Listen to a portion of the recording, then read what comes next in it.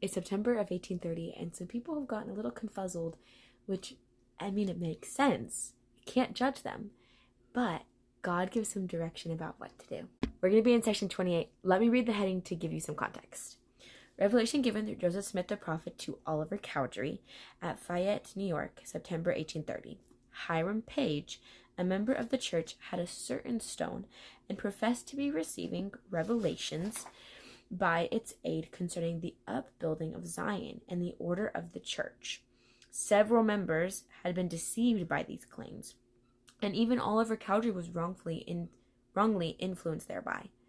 Just prior to an appointed conference, the prophet inquired earnestly of the Lord concerning the matter, and this revelation followed. I think something we have to point out here is that Hiram Page was not trying to deceive people. We've read in the Book of Mormon and in the Bible of people who were trying to deceive people and who were falsely prophesying all of these things. I don't think that was Hiram Page's goal. I think he genuinely believed that he had been given an ability just like Joseph Smith. Was he right? No. But I don't think he had any ill will either. So then when people started to get a little bit confused, including Oliver Cowdery, God had to kind of set things straight. But it's really interesting to see the way that God handled it.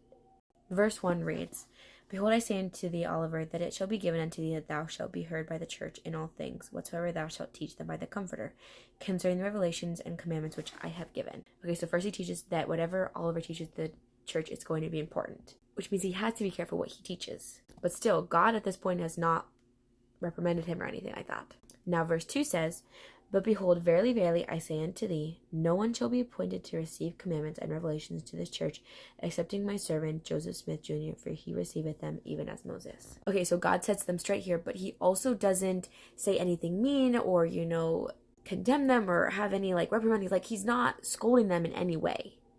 He's just setting the record straight. Then verse 3 says, And thou shalt be obedient unto the things which I shall give unto him, even as Aaron, to declare faithfully the commandments and the revelations with power and authority unto the church.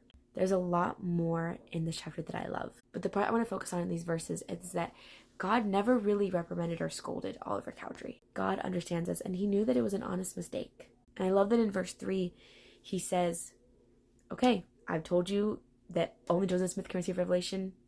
Now go forth. Be obedient unto the things that I have given thee, and declare faith through the commandments I've given you. And so in our lives, just remember that sometimes we go astray, sometimes we get confused. But God still loves us, and God still has a mission for us. Sometimes he might scold us, but sometimes it's an honest mistake. And sometimes the worst critic is ourself. Ask me how I know. So go forth, be obedient, and declare faithfully the commandments that he has given you. I'll see you tomorrow.